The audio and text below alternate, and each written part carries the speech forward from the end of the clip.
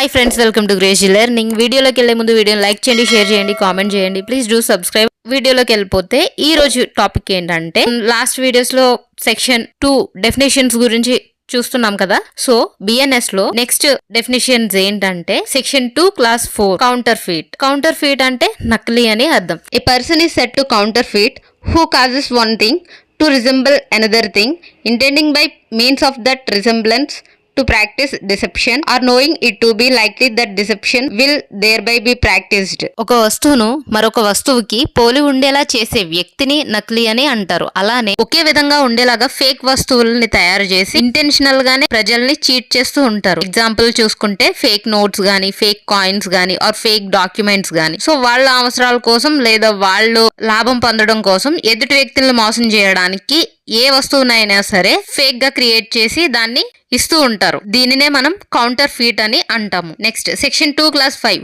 Court. General గా court అంటే న్యాయస్థానం అని అనుకుంటాము. But as per BNS court meaning చూద్దాం. Court means a judge who is empowered by law to act judicially alone or a body of judges which is empowered by law to act judicially as a body when such judge or body of judges is acting judicially.